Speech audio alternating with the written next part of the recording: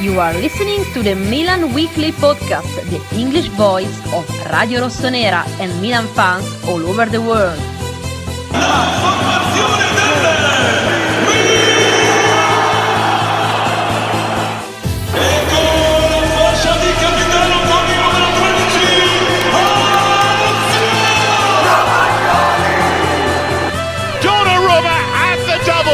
Sensational from him. Rafael Leao produces a moment of utter magic. Teo Hernandez al volo! Teo Hernandez! Ancora lui! Una meraviglia! Ibrahimovic! Zlatan Ibrahimovic! Fuori classe assoluto! Live, gentlemen. Good evening. Stevie P over here. How are you, Stevie P? Very good. By the way, I need to say, David, in the comments, I feel bad for Liban Youssef because Liban Youssef gets confused with Kuwait Youssef from Patreon. David, it's not Youssef from Kuwait. This is Liban Youssef. Youssef, because Youssef on Patreon, Steve, he likes to pull the reverse psychology. When I asked him who was going to score, he said, Ribéry and everything. So give the guy a break. Liban Youssef, always the first one there on YouTube, but two different people. Stevie P, are you ready? Yes, sir. Let's go.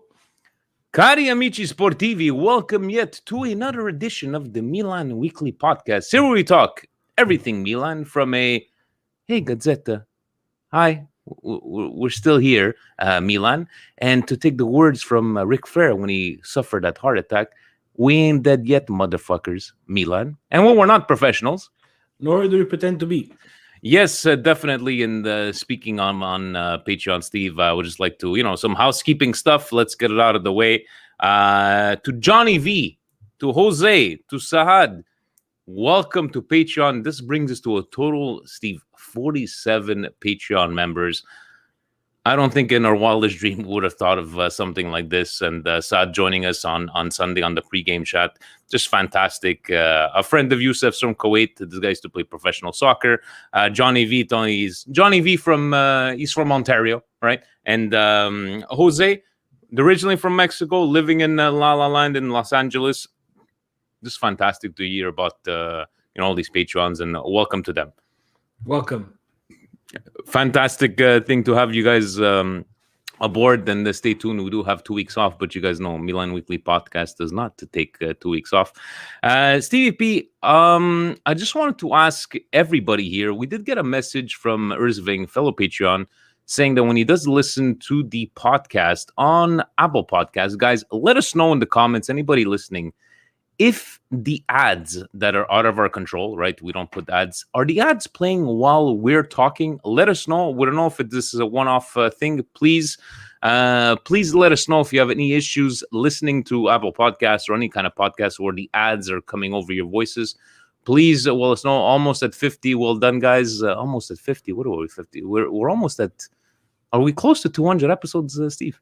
I think we are. We're not. He's talking about Patreon members, 47, almost. Yes, 50. Paul, you're a Patreon. You can come on once in a while. I love him. He's always commenting and everything. But yes, almost at 50 Patrons, and here we are. See, we're like, okay, we're gonna get 20 guys. We can help pay the expenses. But awesome feeling. And another side note for myself on the housekeeping, Sonny, we're gonna put you over.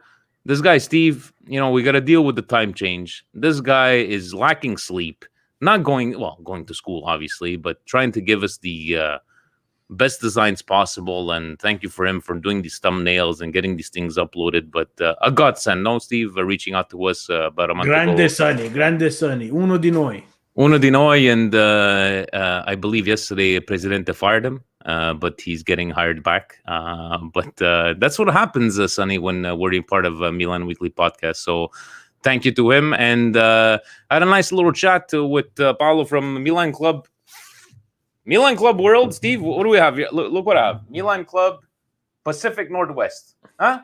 Very nice. And stay tuned. Stay tuned because some things are happening. We'll leave it at that. Stevie P, anything on your end for housekeeping? Let's go. So, Steve, I know you had a hand to play in the way we call this podcast today, but look, we saw the article last week. it just seems that Milan, it was a two-horse race between Juventus and Inter for the scudetto.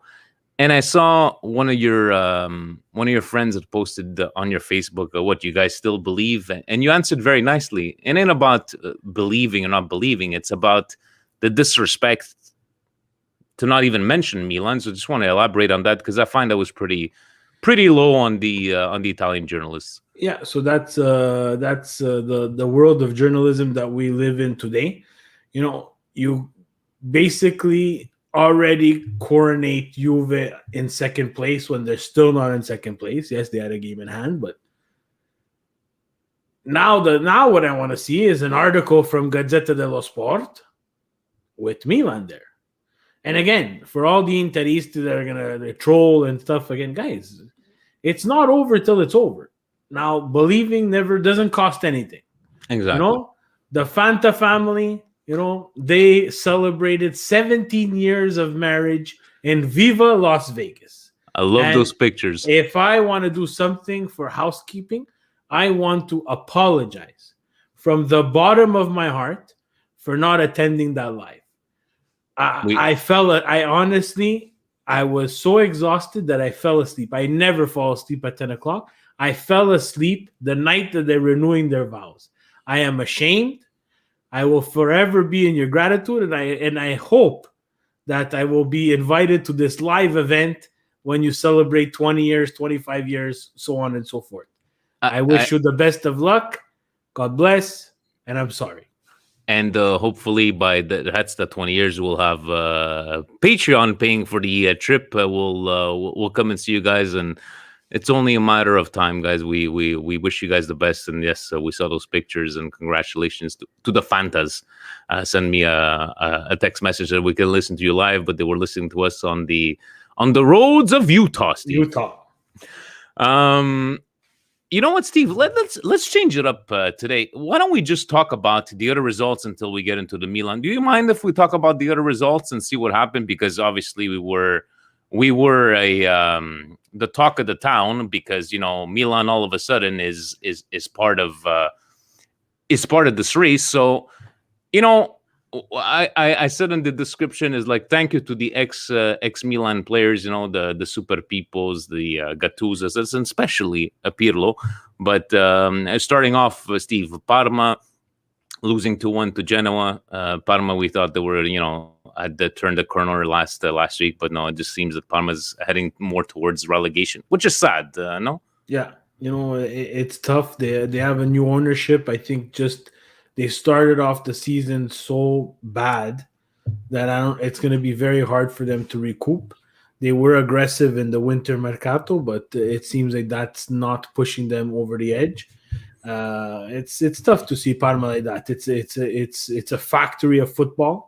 It's produced a lot of fantastic players, and it's tough to see a team like that struggle and have to go down, right? And Parma already went through that bankruptcy phase where they went down to 4th division, climbed all the way back up, and now it looks like they're going down. Looking Bologna putting up some more points, trying to help them salvage their season. So good on them winning against Crotone. Spezia with a win over Cagliari. Nothing really to write home about. But Steve, I wanted to ask you about the postponed game, right? So COVID cases, fake COVID cases. We don't know. We're not sure. This game was rescheduled. A lot of hate going on the internet, and I wanted to ask you, Steve. I know it's the easy thing to say. Oh, look at this campionato the way it is. Inter gets a free pass, and I'm just trying to play devil's advocate. Is how would you explain? And I know you were pissed off about this as well as everybody else, but how would you explain this game being rescheduled for 4 official cases, and now supposedly today I was reading that they weren't real cases, how other teams had to play with cases, and now this is not their decision. I'm just trying to weigh this out in the middle, Steve. What do you make of this whole mess? This is on you know what, I'm gonna give you like an unpopular opinion. I don't think it's Inter's fault. I don't think it's Sassuolo's fault. in the end, I don't think it's even Serie A's fault. It's just these cases that came in are false positives. They could have very well had COVID. Look, I know that Milan had their own COVID cases, but we didn't have as many. Serie A had to get with the governing body and make a decision on what they're going to do, when they're going to cancel, how they're going to cancel, put in some rules, put in some regulations. But they didn't do that, right? And I understand that sports took a back seat. But as we got into this new year, let's forget about last year. Let's talk about this year. There had to be some kind of rule and regulation so that they can decide when a match is postponed or not. We'll get it down the line there in the end. It's postponed. Is it a good thing or a bad thing? I don't know. So let me throw this your way, Steve. If by any chance you test all your players and 4 of them have COVID, which could very easily be 4 players injured, why is it that this was so easy to reschedule this match? And obviously it's going to have all the comments about, how Inter... I honestly think this is a blessing, Steve. I think it's a blessing in disguise because we're 6 points behind. The pressure's on Inter now. I know that the players are going to national call-ups, but I don't know. Like, it just... How is it that because these 4 players, but it's easily to have 4 injured players, and if you've tested everybody and only these 4 players do not have it, what is it? Fear of spreading to maybe another teammate that maybe has it? I don't know. Can they come up with some sort of explanation, or just tell us why they did it? Look, there's no answer here. We're playing with something outside of the realm of soccer, and it's COVID. Are they afraid that it spreads? Not a lot of people. I don't know if everybody knows, but here, just today, Montreal was going to play the Edmonton Oilers in a hockey game, and that got postponed. And they got postponed for fear of COVID, not even fear. Yeah. So it's not even. I know it's a different time in the NHL schedule, but they've postponed multiple games for fear of COVID. I think I don't know if they even have the rules. We'll check up on that and see if they have the rule. But here, the only report was one person tested, got a test and got a positive result, and they stopped. It stopped. It's over. No game. Postponed. Are you with me that this might be a blessing in disguise, Steve? No, I don't know what this is. It's just a postponed game. What would be a blessing in disguise? Blessing in disguise is that the pressure now is on them. There's no pressure 6. On them. The pressure is on Inter to win the scudetto, but they're 9 points ahead. There's 3 mistakes that need to be made. What I'm trying to say is that now you're 6 points ahead with a game in hand. You need to win that game next. Is that pressure maybe a bit more pressure on them? Where, an example, if we would have played, we would have and they still have to play a game. I don't know. Everything happens for a reason, and like you said, believing, there's no cost to believing, and we're still going to believe in this team because that's all we got, and that top 4 is still priority number 1. Are we wrong? Top 4 is priority number 1. I disagree. This is no blessing in disguise. This is just a game that's postponed. We don't know. Now they sent all their players on international duty. Are they going to get hurt? Can they get injured? Yes, it's possible. Well, what if they have gotten injured if they played against Sassuolo? We don't know, right? The thing that's worse than Inter Sassuolo getting postponed is Juventus and Napoli deciding to reschedule their game. I think that is a more negative impact on Serie A than them postponing Inter Sassuolo for fear of COVID. Speaking of, yes, Atalanta winning overall and nothing to write home about, but Stevie P, in your wildest dreams, Super Pippo's team coming home with the 3 points away at Juventus? Is this like, but this team is supposed to be winning the scudetto? Am I wrong in here? According to Gazzetta dello Sport, they were the ones that are going to put the most pressure on Inter, and that really backfired in their face. But away at Juve, with no fans, I don't really think it's something that's was gonna change what was gonna happen in this game. Look, guys, Benevento has no Juve- business winning this game, Steve. but Spezia has no business beating Milan. Agreed. You understand? Yeah. Fiorentina has no business beating Juventus. This is the campionato. You wanted an open campionato. This is what it is. So You're right. you cannot, and we still have to play Benevento. So in reality, this is more blessing of the skies. If I'm Milan and looking at this and say, "Oh, Benevento took points away from Juve," we got to be careful.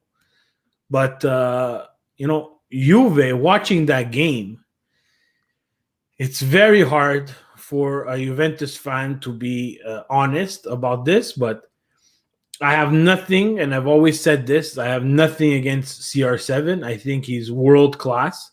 I think he's done great for Manchester United, Real Madrid, and at Juventus too.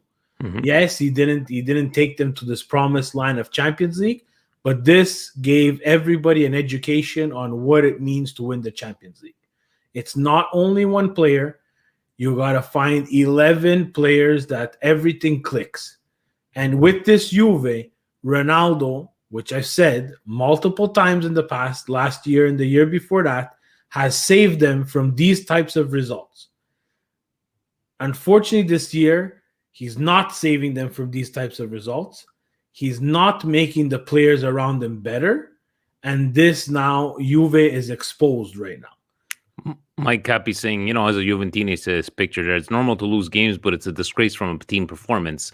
I like that, what he's saying. Like, as a Juventinese, it's normal to lose game, but as a team performance, I'm sorry, Steve, you have no business losing to Benevento. I hate Juventus as much as the other guy. You have no business losing to Benevento, especially with 11 games left. Why do you have no business losing? Because it's 11 games left. 11 games left in the Serie A, Steve. And I'm sorry, you're the mighty Juventus. You shouldn't be losing to Benevento. With a team with a Cristiano Ronaldo on the pitch, and Lenny, love you, buddy. Now he said he's on the Milan bandwagon. He wants to support us because he's like, for him, Juventus is over. But I'm sorry, Steve, just the way you said it, we had no business. Okay, Milan losing to Spezia, right? I don't think is as worse as Juventus losing to Benevento. That's my personal opinion. Well, we're ahead of them in the Campionato. Still. Why do you say that? Why Benevento though? Why Benevento? Because they're the last team. Are those 11 players on the Benevento team professional Serie A soccer players? Yes. Are those 11 players that are on the Juventus team professional soccer players? Yes, they are. So then why can Benevento beat Juventus? I'm not saying they cannot beat Juventus, because they definitely beat the Juventus. Is that if you're going to come out, right, as a Juventus team, we're believing in the scudetto, you needed to do everything to win that game. But everybody has a bad game. Everybody has a bad game. Everybody has a bad game. Hey, we had Greece win a Euro. No offense to any of the Greeks that listen to this podcast, but Greece won a Euro. Yes, they did. Greece, you can, if we're going to go in by you, Greece had no business winning that Euro. Steve, correct me if I'm wrong. First game of Juve Benevento, they did not tie 2-2. I don't remember the result. Guys, correct me if I'm wrong. I don't think they got full points against Benevento. But I'm still Larry. You can't do that, Larry. You can't do that. We didn't lose at home like Juve did. You can't do that. You can't do that. There's no fans in the stands, guys. You can't say home and away. We have a worse home record than we do away, and there's no fans in the stands. And Larry, let's not forget Gattuso's first game as a coach, the Benevento, where the goalie scored a goal. Yeah, that one hurt. Steve, then we had Sampdoria win against Torino. Torino, I don't know, Steve, if they keep on losing these games, I was talking about those guys at the Radio Center. I think maybe Torino needs that trip down to Serie B, because every year just seems to be the same old story. But I know they have 2 games in hand, but I don't know, Torino. What do you say about Torino, Steve? Do you just think Torino has a lack of project? They have a lack of what identity they want. They kind of remind me like of Milan for the past 10 years, except for them, it's been going on longer than that. They have Belotti there, but they just don't surround him with the players that he needs to become, I think, to step up his game and be that other player, like for a Nazionale, for another team, make a big money move. Look, Torino too went through this whole bankrupt thing. Yeah. But for me, you got to look at Torino in their history. There should be no reason why Torino is in Serie B. They've gone just through too much. Those fans there having to share, Turin with Juventus and be called Torino, but not be the Juventus, not be the major team in Torino. That's tough, right? So it's on them, right? They've had trouble with keeping a steady hand at the management position. I don't know what Cairo's ideas are in regards to what he wants to do with his team. Does he not want to spend? But not with this team. You're not going to make it very far, especially losing games like this against Sampdoria, which you should be winning. Especially where they are in La Classifica, right? Yeah. Lazio coming up with a win against Udinese, vital for their fight for top 6 spots for Lazio. Napoli beating Roma. To me, Steve, this wasn't a surprise. This, the way Napoli's been playing, and Roma, you just felt the way they've been playing. It's not like they've been playing excellent. You just felt one of these losses coming up, and Fonseca supposedly not very happy with the team, but. You can't really blame Roma on this one. Just Napoli came out to swing and they won. How many games does Napoli? We had that game against Napoli where we didn't perform better than Naples, and we didn't show a fight. And I think looking at that Roma game, they kind of reminded me a bit of Milan, where they really didn't look too interested after they went 2-0 down to try to get back into this game, which is. If I'm Fonseca, that's what pisses me off the most. That's what pissed me off the most with Milan. And like I said, when we lost to Napoli, the loss is one thing, digesting the loss, but not having that fight to get back into the game is something else. Definitely. And taking it over to this game, Stevie P, before we get into the Milan game, big news for the Milan Weekly podcast. In the past, we have said that support for the Milan Weekly podcast has been brought to you by Manscaped. But Stevie P, we can officially say this episode right now, as we speak, is sponsored by Manscaped. Steve, they reached out to us. MWP code has been used multiple times. I know Timmy bought some stuff. I know some of our fans across Canada, Milan Club and Mins in the States. Gentlemen, thank you very much for support. But yes, right now, as we speak, this episode is sponsored by Manscaped. Stevie P, from all the products that we got from Manscaped, I know you've been you've indulged yourself in these Manscaped products, the Preserver, the Reviver, the Trimmer, it's just fantastic stuff. And you guys, honestly, take a look at the website, manscaped.ca. For now, all throughout North America, use code MWP for 20% off and free shipping. Thank you to them, honestly, for helping us out this way. We greatly appreciate it. And Stevie P, from all the feedback that we've got from Manscaped, it's been all but positive. Yep, good. So take a look at the MWP code there, gentlemen, on the manscaped.ca. Milan Fiorentina. Steve, how did you feel throughout this whole game? Let's just start off by the starting lineup. How did you take seeing Diaz there on the starting lineup on the left-hand side, Çalhanoğlu in the middle? I know we were talking about on the pre-game chat that we were kind of like surprised, but we weren't against it. I know we had a much better second half than first half, but what were your feelings just seeing that starting lineup at the beginning? Look, I'm not from the beginning. I don't think Diaz on either wing is something that he likes or he prefers, but I'd rather see him on than see someone else on who's not going to give that 100%. Now, from now till the end of the season, it's leave everything on the field. Leave everything on the field. That's all we could ask for. We don't care how you get these points. Look, seeing him on the left-hand side, I don't think he's a winger. I think he belongs in that Hakan role, but needs to play. He's the type of guy I see that if we're not going to be patient with him and we're not going to let him get adapted to Serie A, then it's better we move on and we try to find someone else.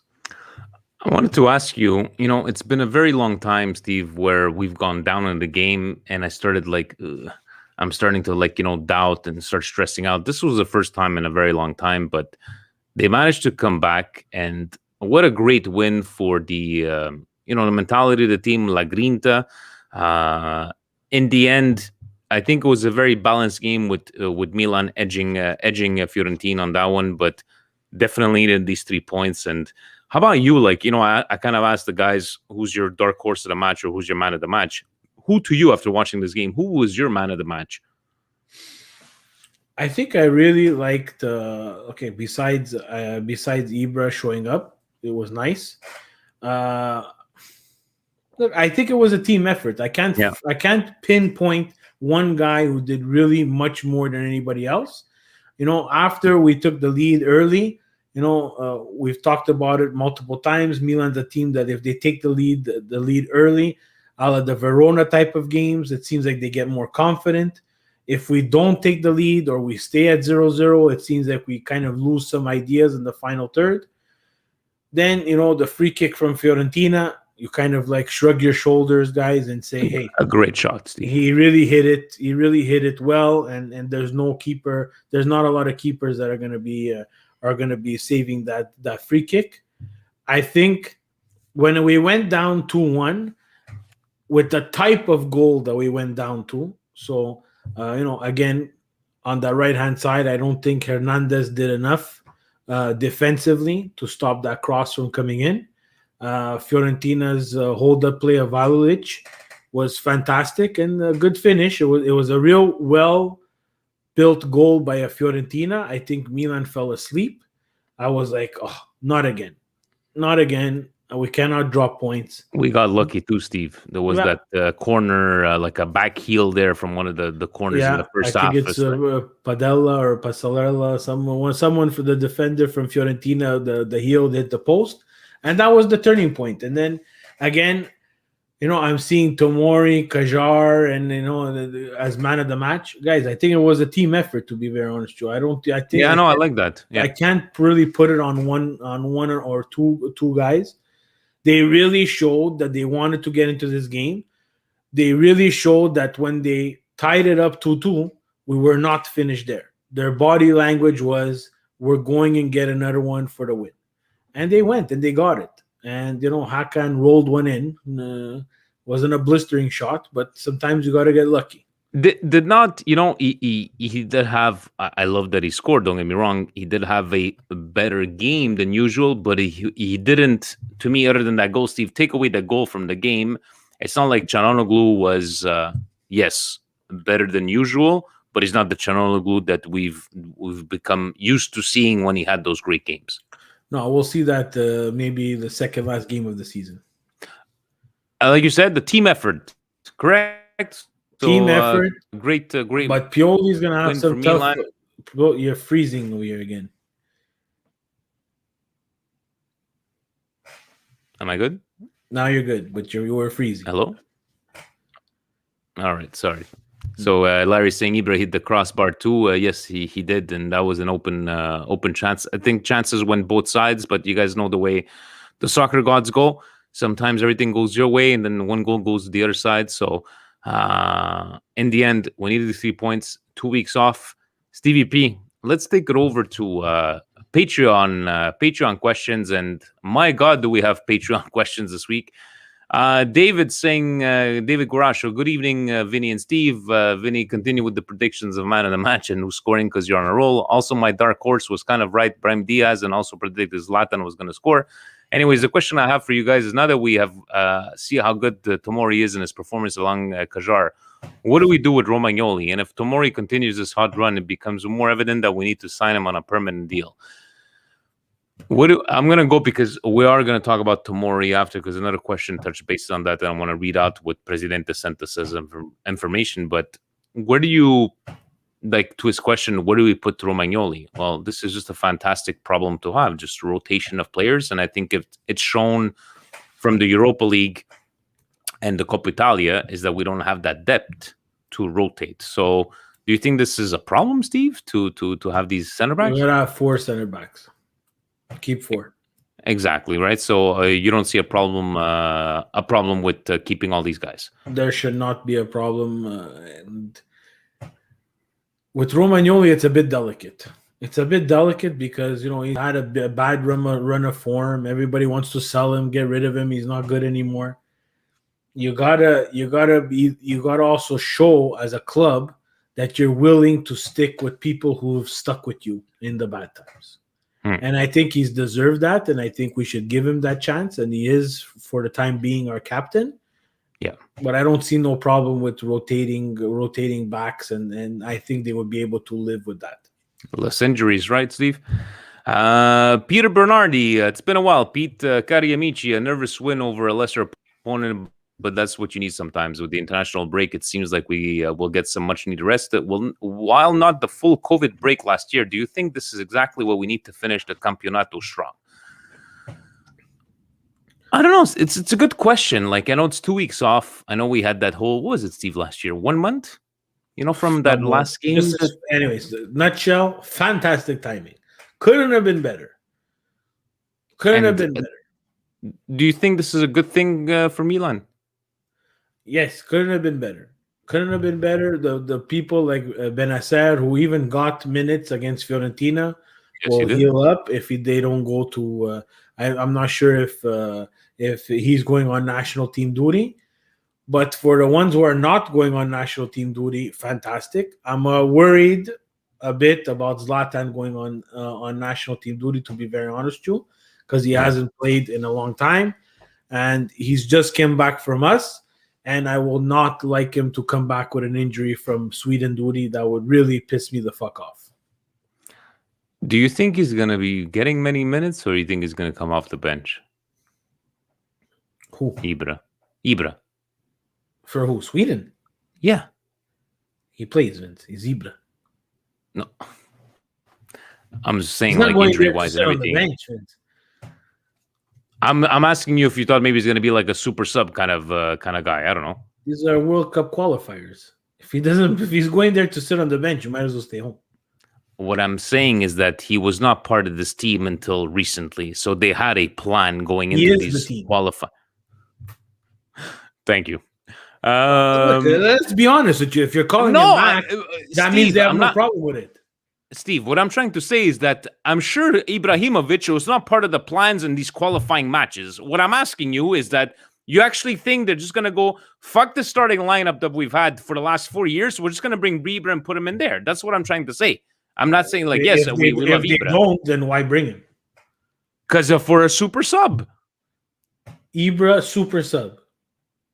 You're telling me there's someone on that Swedish national... There's not even someone on Milan that's better than him right now. True. And all due respect to the Swedish national team, let's go. You want to qualify? Let's go. I think this is not the Zaniolo coming back from injury, guys. Here, no, all due respect to Zaniolo, this is a world class player. A lot of experience. Yes, he's coming back to the national team, but. Steve is channeling his inner Zlatan. No, I know. You're making sense. And by the way, Fuji's and Funyuns, I loved your comment on YouTube last week. Is that kind of screwed up the title of the, Leao, where are thou, Leao? And he posted this comment where it just worked for us. And thank you very much for that. It was pretty funny. Husney saying, hello, Vincent, Steve. Hope you guys are still celebrating yesterday's win. Brahim scored yesterday. However, I'm still not convinced and would prefer to wait until the end of the season before hoping Maldini / Marsari either extend his loan or try to buy him outright. What do you guys think the club should do? I also thought Benasseri gave us a big boost when he came on. Benching $35 million Tonali would be very expensive and limit his growth, and the same applies to the loan players we have coming back. Colombo, Pobega, Conti. What should the club do? What should the club do? To Diaz, it comes down to price, no, Steve? And it's not like Diaz has lit it up from the beginning of the season. He's had, would we safe to say, better performances than bad performances, or maybe balanced out? I don't think he's played enough for us to be able to judge, to be very honest. So it's going to be hard for them to make a decision. Yeah, price is going to be a factor. But again, like I said, if you're not comfortable in playing this guy at the position that he's supposed to be playing, unless you're Ancelotti and is going to invent a brand new position for this guy, you're not going to spend 25, 30 million on someone that you're not sure is going to play. I see the Tonali comments again from when we bought him. Manage your expectations with these young guys. It's a season, and I've said it, he's got to pick it up. But again, now which he has, and now he's playing in the position that he's comfortable, that he's supposed to be comfortable in. Because coming from Brescia, 3-man midfield, to this double pivot midfield is 2 different games. This year is a mulligan for me. I want to see what happens and how he grows next year. You know, the Conti coming back from Parma, it doesn't look like they're going to buy him. I think you need to, again, find a place to either sell him or loan him out if you want to keep him on the books. But we cannot keep on losing people for free. That's for sure. You know. And speaking of guys like Conti, somebody had mentioned Caldara a few episodes back. Yeah, we need to start looking at all these players that might be coming back and what our plan is, right? People want to talk about, we're going to buy this guy, we're going to buy this guy. Forget bonuses. Bonuses. Forget about the budget, but there's a lot of things to take in consideration. No? See? Yeah, guys like Colombo. Look, I know we couldn't send them out. Well, we couldn't. We wanted to try him half a season. I think they did, and it wasn't working for him. And then he went out on loan. It's fine, but I think he has only 1 goal on loan. So, like, again, you know, the hockey analogy is, I want to see someone dominate at a lower level to see him dominate at a higher level.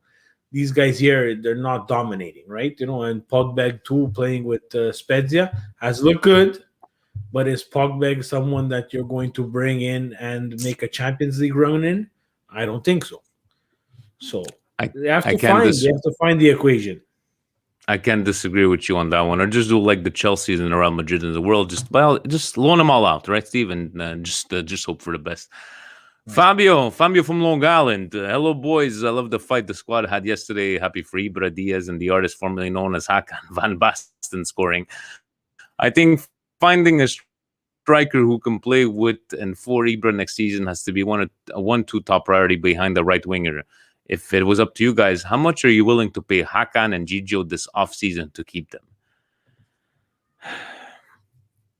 Hakan, Steve, I think the rumors were at 4.5. Can you see paying him more than $4.5 million a year? No, this is a very easy answer. I think that Donnarumma, you have to pay him pretty much what he wants. What he wants, yeah. And hopefully lesser money, longer term, which Raiola will not do. You'll see that that's not going to happen. With Hakan, he can put up what, you know, his agent can put up what he did last year in 2 half seasons, and then again at the beginning of this year, ish. But that's not enough to get you to pass the $5 million mark, especially in Serie A. And I wouldn't be surprised. Yeah, and I wouldn't be surprised if he moves on. The thing with Hakan is, again, we're getting into that zone where we're losing players for nothing, and that's bad business. Whether you like it or not, it's bad business. I like that point of view. Gio says, hello, Vinny and Steve. Just want to say keep up the work. Also, I want to say I love this young team and they have never die mentality. Their goal is top 4 and they want to do it. P.S. Mancini stopped drinking on the job. Gio has a problem with the national selection, and I'm sure during these 2 weeks, Steve we'll definitely have to talk about Mancini. But Gio always, hey, keep up the great work. And I don't know if you saw his beautiful jersey on yesterday. He had, I think, a 91 or 92 with Medieval Alam. Gio, he knows. He loves the Baresi, but he just loves the Milan. And, thank you to him. We have Greg. Indications are the budget for next season is 50 million. If this is true, then we might as well accept our participation medal for the Champions League from today. We were lucky to win versus Fiorentina. Samu Diaz, Tonali, salad maker, might have all been on a metro bus because they were passengers in Dalo. His name does not because he does not know what position defending. We need to spend at least 100 million in the summer mercato, not counting the 28 million for Tomori, because we should not depend on a 39-year-old. The right wing needs an upgrade. Hakan needs serious competition and a competent deputy for Tio. This is the next stage of the project. Greg, I have no problem what you're saying right now. But per l'amor de Dio, where are you getting this $100 million? Where are we going to get? Okay, even hypothetically speaking, Steve, even if it gets you 100. He didn't say 100, he said 50. No, he said 100. He said the budget is 50. We need to spend at least 100 million. He says the budget is 50. Is that should just bring a participation medal. To him, we should be spending 100. That's guys. Again, how honest is I'm in one of those moods today. No, but 100. Look, what I'm asking you. Stop. You need 200 something. You need billions of dollars to compete. Oh. PSG has spent billions of dollars and still can't compete. There's a handful of teams that can win the Champions League. A handful. You think? So do you think 50 million? 50 would not million even even get us shoes. You can't won't even get shoes. Won't even get us past the group stage. You can pass the group stage, but realistically, you need money. You need more than 100 million. And that's what I was gonna come down to. Like, even if we needed all this money, who out of this starting lineup, who has that value that we'll be able to sell other than Donnarumma? But there's no selling now. Now you have to think about it this way. There's no selling now. Now, if financial fair play is not in the books here, the Elliott Group needs to make a decision. Do you want to invest? Yes or no? And that's where the real question lies, right? Once you get that answer, everybody on Twitter land is going to get their answer. Today we have 70 million from Champions League. Today, let's say Elliott gets the 70 million and says, fuck you, I'm going to take some of my money back. Who the fuck are we to say, hey, you're an idiot? He saved the goddamn club. So it really depends on them. People don't like to talk about that aspect, but yeah, if they decide that, like Silvio decided after won the scudetto, he wasn't going to spend money for the next 5 years. No. Silvio didn't decide that. Finvest told him you cannot spend more money till you get back some of your money. That's who knows where it's hiding. Allah Young Hong Lee. Steve, Finvest is run by Berlusconi, so don't tell me that Finvest is run by Berlusconi. Finvest, the accountants there, they decide. They tell Berlusconi, you're in the red, you're in the green. And you're telling me that if Berlusconi would have said, fuck this shit, I'm spending more money, they would have told him no? I'm pretty sure they told him no. You're not going to make it. Yeah, exactly. Because he did it for the last 15 years. And there you go, Vinny. Like, use your head. It's simple accounting. Your accountant tells you, if you spend this money, you will be bankrupt.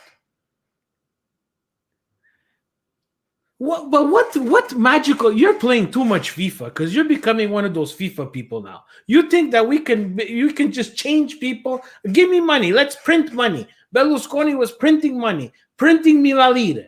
Where do you think this money was coming from? I'm not saying that. What I'm saying is that Berlusconi, when in our perspective, when he didn't spend any money, you're saying that it was you're telling me that after the scudetto that we won, Berlusconi wanted to spend millions to keep this team afloat, and it was Fininvest that told him no? No. He just said Fininvest said you cannot spend anymore. What I'm trying to ask you is if Berlusconi wanted to spend the money, his own money. No. Steve, if he had the money, you don't think he would have if he really wanted to spend the money, he wouldn't take it out of his own pockets? No, he would have done it. That's it. He would have done it. But he didn't have the money. You don't have the money. You're in the red. Fininvest was millions, hundreds of millions of dollars in the red. Anyways, back to your thing. This is FIFA talk. This is stupidity. It doesn't make sense, guys. You're not using your brain. These are financial companies. Your question started from if Elliot decides they don't want to spend, that's it, right? That's it. And who are we to blame? This is my whole conversation with you, Steve. We said, who are we to blame them to say if you don't want to? They saved us, correct? Right. So what I'm trying to say, it's in the same aspect. If it was Berlusconi, which I'm still convinced it was him that didn't want to spend any money, you're telling me it's Fininvest. But if Berlusconi decided at that time, I'm not spending any money, who are we to complain about that because he brought us all that stuff? That's the point that I'm trying to make. Yeah, but the thing is that you're saying $100 million. It's not even enough. No, I didn't say. It's the question from Patreon, $100 million. But you're not making sense of what you're saying. Like, your question is all over the place. Let's go to the next question. How's that? No, but people have to understand. There's a handful of teams that can win the Champions League. Steve, the question was, for 50 million, you said we're going to be a joke. I said for 100 million, I go, if we had to spend 100 million, my question was exactly if there's any player that we had to sell other than Donnarumma to get this 100 million. And you said, you came back and said, we cannot sell. That's how we ended up to this conversation. So I don't know how you're telling me that it's a stupid question on my part. I'm just trying to elaborate on this. You're not making sense. You're going everywhere. I told you that there's a handful of teams that can win And I agree with that. Yes. So then the conversation stops there because you don't have that money. No, we don't. You don't have 100 million. Even if you had 100 million, it's not enough. And to me, I was saying, okay, so I agree with you. We cannot sell. So in the end, it's like, so what's the realistic goal of Milan? We just try to it's a project. It just has to continuously morph into where you can afford, and you build, and you improve, and you continuously make Champions League. It's not next year we jump into Champions League. Hey, we're gonna win it. We're gonna win it. Who said that? Nobody said that we're gonna win the Champions League. Yeah, but everybody's saying a participation medal. There's 63 teams that get a participation medal. They said that 50 million would just bring you a participation award. That's what Greg was saying. But you can have $0 and you're going to get a participation medal because there's only a handful of teams that can win the Champions League. My God, Zinu Calabrese, man. You don't want to understand. Go to the next question. David Fanta. Thank you for the mention last week. The First Lady and I couldn't listen live, but your silky smooth podcast voice helped the miles roll by as we made our way through Utah. Milan don't have much of a safety net through the rest of the season, have to be near perfect for the bus to cross the finish line without talking about the other teams slipping up. Do Milan have the mental fortitude to go the distance and grab all possible points from the remaining matches? No. Why no? What do you mean, why no? We just went through this whole slump from the month of January. Why don't we have the fortitude to go through and get 10 wins out of 11 matches? We're not deep enough. Even with 2 weeks off, everybody might have some more. No. So the dream is over. I told you, I never had the dream. My dream. I'm not talking about Scudetto, Steve. The top four. Top four. Fante has a bus. Fante's bus. Read the question. Crosses the finish line. To finish what? Fourth? The bus. Do Milan have the mental fortitude to go the distance and grab all possible points? It didn't say start. All possible points. 10. Tonight you're getting me nervous. 10 times 3 is how many points? 30. If you don't win the Scudetto and you win 30 and you get 30 points, Dio Bono, how many more points do you need? But if we're three games behind, the 9 points are behind Inter. So if they win 9 and we win 11, they still win the Scudetto. But The question is the fortitude. His bus. Look, first, read the comments. Yes. Okay. So Thoughts do we have? first. So we have enough My fortitude. answer is no. No. And that I'm with you. I'm with you on my that one. No, they dream, don't. so that everybody understands, because tonight Mr. facendo le palle like this was always fourth. Top 4. All right. Yeah. So David's question: do you have the fortitude to get to the finish line and cross to be first? No. Ryan Percy, hey Vinny and Steve, great comeback victory this weekend for the team. I am not going to lie, I was starting to feel that this team was slipping, but this win kept hope alive. Quick question for you guys: what do you think will be the MVP in the final stretch of games if we are to make a push for the title or maintain our position at the table? MVP for the last 11 games to maintain this top 4 positioning. Gigio Donnarumma and Zlatan Ibrahimovic. I like that one. I really can't argue with that one. Definitely Donnarumma. Hopefully, like Çalhanoğlu turns it on the way he did the last game, because we're definitely going to need him to Dino and pulsing Benacer. That's a good choice on that one. Thank you for the question. Johnny V with his first question. Steve, ciao ragazzi, great spirits show to grind out a result regardless of a sputtering opponent. 2 questions. What do you guys think about the Tomori negotiation? At this stage, wouldn't it make sense to purchase now at his current price? His value will only go up, and the English league will come sniffing eventually. Second question: what do you think Pioli could have done for a player like Andre Silva if we had kept him? Not crying over spilled milk, just curious in regards to Pioli and his man management.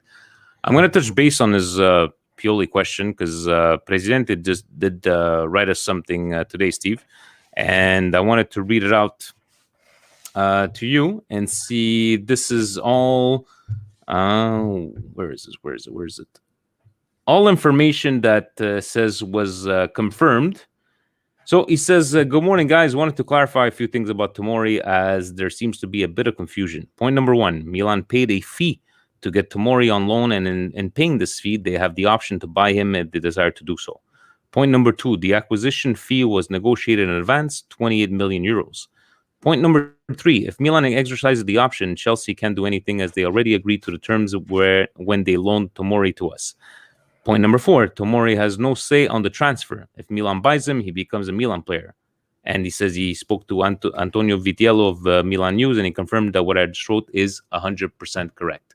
So at this stage, Steve, at that price, the way he's been performing, I don't think it's a question, right? They have to buy. What my question back to back to them would be: let's say Chelsea says, Tomori, come back to Chelsea.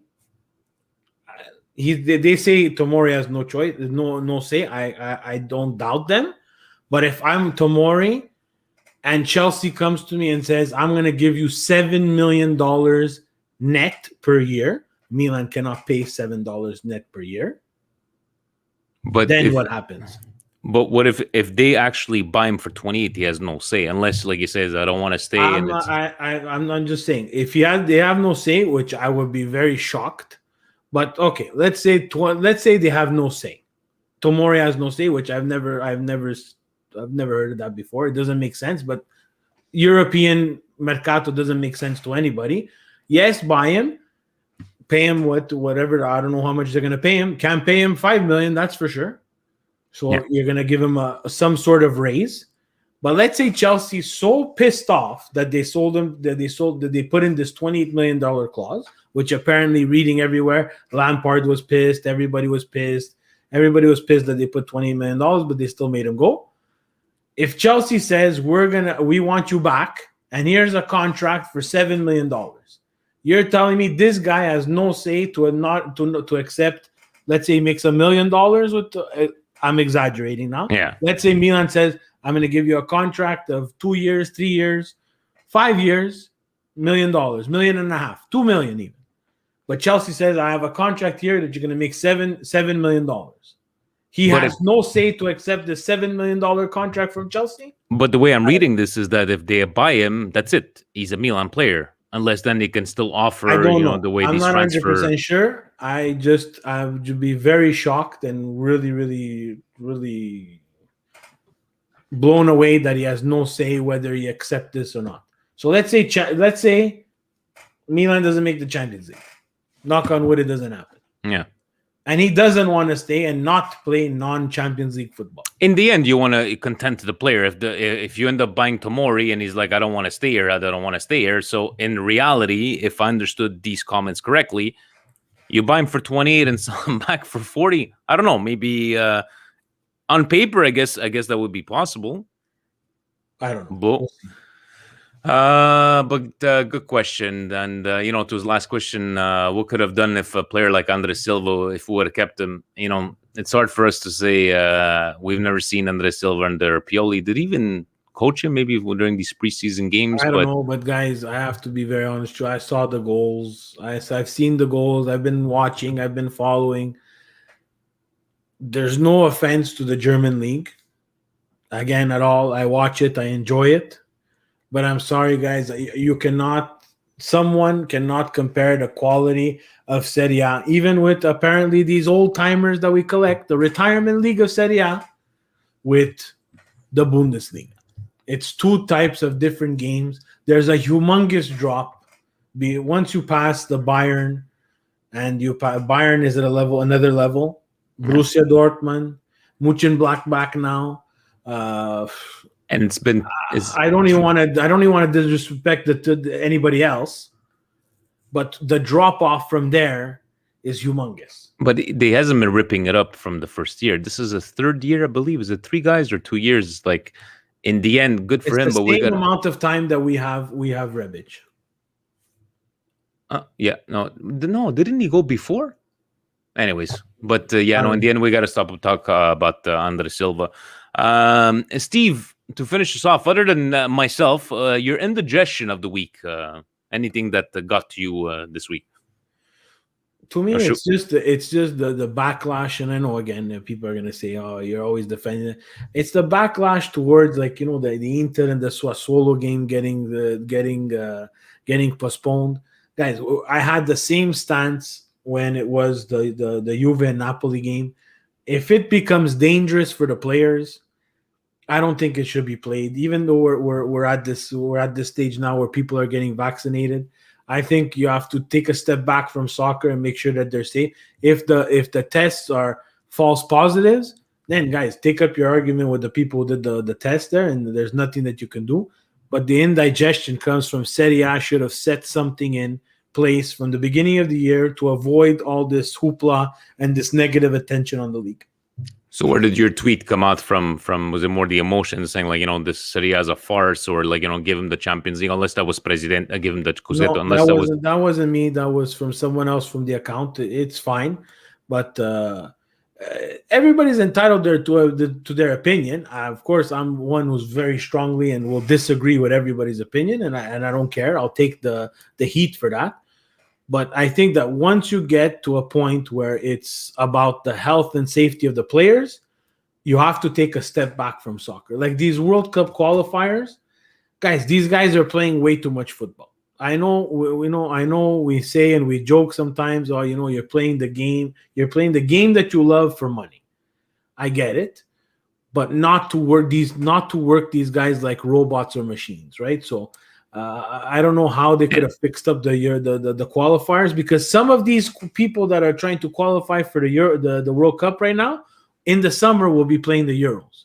That's not usually what it would have happened. The worst part of what you're saying, Steve, is that they're not necessary. It's not like World Cup is starting in 6 months. I think it could have been delayed, and it's not the fact. It's not the fact of them playing a soccer game. It's the flying, the airport, the hotel, and the going out. And at this point, guys, we can complain all we want about this COVID. Let's just if we would have sacrificed, like maybe New Zealand has sacrificed in that time. But anyways, so definitely for you is just this backlash of Inter Sassuolo, and I'm sure they knew when they came out with this news that they were going to get backlash.